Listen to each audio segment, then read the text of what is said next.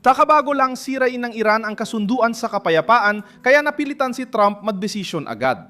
Matapos alisin ng Washington ang blokeyong pandagat laban sa mga pantalan ng Iran sa pansamantalang kasunduan, nagbatupad ang Tehran ng bagong mga kondisyon sa pagdaan ng mga barko.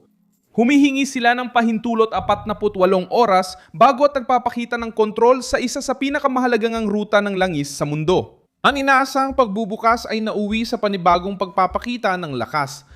Pumasok ang revolusyonaryong gwardiya sa gitna ng krisis, may mga ulat ng pagbabanta laban sa mga barko at sinabi ng otoridad ng Iran sa kipot na walang barkong dapat dumaan ng walang wastong pahintulot. Ipinagpaliban ang negosasyon sa Switzerland. Muling binomba ng Israel ang Lebanon matapos ang bagong pag-atake ng Hezbollah. Sinusubukan ng White House pigilan ng kasunduan na maging libreng pag-urong laban sa isang rehimen na laging naghahanap ng oras. Gumamit si Trump ng lakas, blockade at pressure sa ekonomiya laban sa Iran para pigilan ang bombang nuklear. Tumugon ng Iran sa pagharang sa Hormuz. Anong nais makuha ng Tehran ngayon? Bakit naging sandata laban kay Trump ang Hormuz?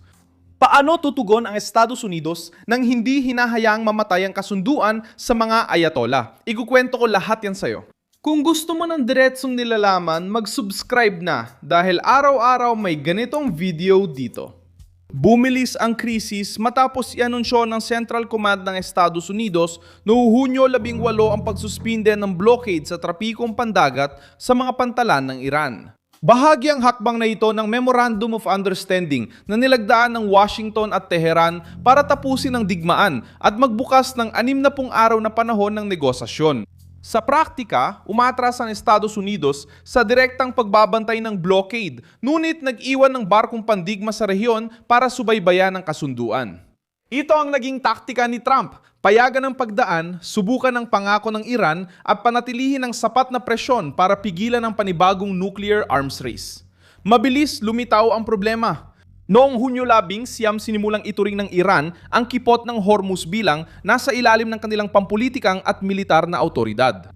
Inanunsyo ng bagong autoridad ng Strait ng Persian Gulf na ang mga sasakyang pandagat ay dapat magsumite ng kahilingan 48 oras bago bumiyahe. Sinabi rin na habang may negosasyon, ititigil nila ang paniningil para sa seguridad, serbisyong pangkalikasan at insurance na kaugnay sa pagtawid. Mukhang konsesyon nito pero ang tunay na mensahe, gusto ng Tehran kontrolin kung sino, kailan at saan dadaan. Para sa merkado ng maritima, agad itong nagbigay ng babala. Dahil ang Hormuz ay isang internasyonal na daanan at hindi isang pribadong harang ng rehimen ng Iran. Ipinakita rin ng kilos na ito ang panganib ng pagkakabaha-bahagi sa Iran. Habang ipinipilit ng sektor ng diplomasya na bukas ang ruta, tinitingnan naman ng revolusyonaryong gwardiya at mga ahensiyang konektado sa rehimen ang pagtawid bilang paraan ng presyon. Ang mga ulat ng utos na bumalik ang mga sasakyang pandagat at kailangan ng permiso at koordinasyon sa puwersang Irani ay nagtaas ng panganib ng pagtigil kahit walang opisyal na anunsyo o ganap na pagsasara. Ito ang dubleng laro na nagpapalala ng krisis. Si Trump ay nasa pinakamahinang bahagi ng kasunduan. Ang pagbubukas ng Hormuz ang susi sa paggaan ng merkado. Noong Hunyo 18, umabot sa 25 ang komersyal na pagtawid sa kipot, pinakamataas na bilang sa isang araw mula Abril. Gayunpaman, mas malaki pa rin ang normal na daloy bago ang bigmaan. Ibig sabihin, nagsimula ang kasunduan na parang naka-life support at pinigilan ng tensyon sa Lebanon ang susunod na hakbang. Ang mga pag-uusap sa pagitan ng Estados Unidos at Iran na nakatakdang magsimula sana sa Switzerland ay nakansela matapos magkaroon ng panibagong tensyon sa pagitan ng Israel at Hezbollah. Inatake ng Hezbollah ang mga puwersa ng Israel sa Timog Lebanon, kaya gumanti ang Israel ng sunod-sunod na atake sa mga target ng grupo sa Timog Lebanon at Bekaa Valley. Imbes na makatulong sa negosasyon, naging dagdag balakid pa ang sitwasyon. Iginigit ng Iran na itigil ng Israel ang operasyon sa Lebanon bilang kondisyon para umusad. Diyan, ginagamit ng Tehran ang Hezbollah bilang panakot at ang Hormuz bilang pang-ekonomiyang sandata.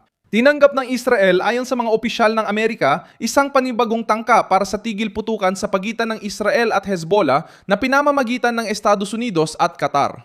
Patuloy pa ring magulo ang sitwasyon. Kahit tapos na ang tigil putukan, may mga ulat ng pag-atake at tugon ng militar.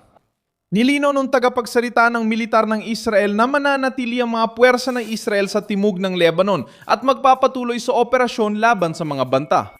Ito ay ikinagalit ng Tehran, pinatibay ang kwento ng Iran tungkol sa paglabag sa kasunduan at nagbigay pa ng isa pang dahilan sa rehimen para hadlangan ang negosasyon. Para kay Trump, simple ang panganib. Kung hindi mapigilan ng Israel ang hangganan sa Lebanon at gamitin ito ng Iran para isara ang Hormuz, magiging bihag ang kasunduan sa dalawang sabay na labanan. Ayon sa Vice-Presidente, walang perang ibibigay sa Iran hanggat hindi sila pumipirma. Ayon sa kanya, ang ginhawang pang-ekonomiya ay nakabatay sa mga napatunayang hakbang gaya ng pagtanggal ng enriched nuclear material at pagtanggap sa inspeksyon. Ayon kay Vance, umaasa ang Estados Unidos na matagal pang libre at bukas ang Strait of Hormuz. Mahalaga ang sinabi niya dahil tinutukoy nito ang ugat ng krisis.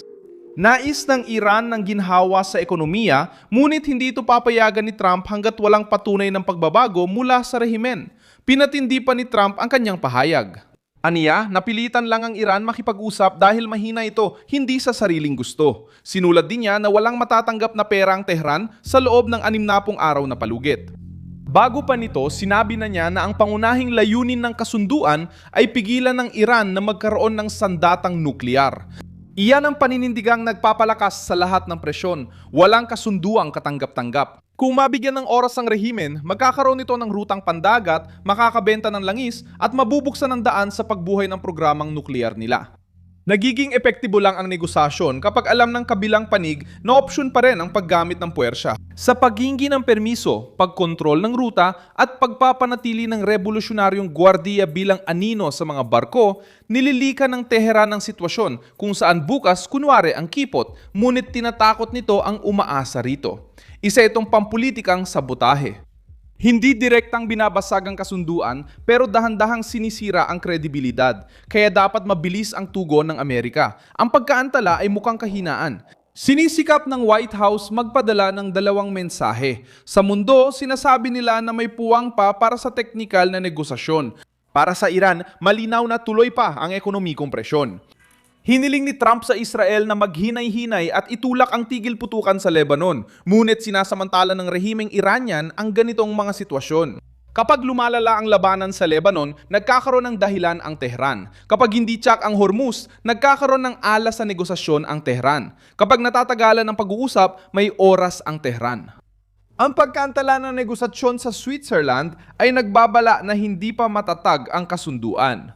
Maaring gawing patibong ng Iran ang 60 araw na palugit para ayusin ang impluensya, magbenta ng langis ng hindi ganong napipigilan at ipagpaliban ang usaping nuklear. Sinubukan ni Vance na sagutin ito sa pagsasabing walang pera kung walang beripikasyon. Sinubukan ni Trump na sagutin ito sa pangsasabing humina na ang Iran. Pero ang tunay na ebidensya ay wala sa salita. Makikita ito sa bukas na kipot sa mga barkong dumadaan, sa mga minang inaalis at sa rehimen na wala ng kapangyarihang mangikil sa pandaigdigang ekonomiya. Ang Lebanon ay nananatiling isa pang punto ng tensyon. Ang Hezbollah ay hindi nag-iisang gumaganap sa larong ito. Ang grupo ay nagsisilbing kasangkapang panggigipit sa rehiyon na konektado sa aksis ng Iran. Kapag umatake ito sa Israel, nagbibigay ito ng pagkakataon para sa tugon ng Israel. Kapag tumugon ng Israel, ginagamit ng Iran ang labanan para hadlangan ng negosasyon. Kung mag-aatubili, masusubukan pa ito ng Tehran. Ngayon, kailangan ng rehimen ng abiso. Bukas, maaring magpatao ito ng bayad o pumili ng barkong papayagan dumaan. Kapag napagtanto ng diktadura na kontrolado nito ang mahalagang ruta ng walang kapalit, ginagawang patakaran ang pang-ingikil. Ako si Milson Alves Global. Layunin kong panatilihin kang maayos na inform gamit ang totoong balita araw-araw. Makikita ang mga news links sa video description. I-like ang video, mag-subscribe sa channel at tingnan ang mga komento para mas maging aktibo sa komunidad ni Milson Alves.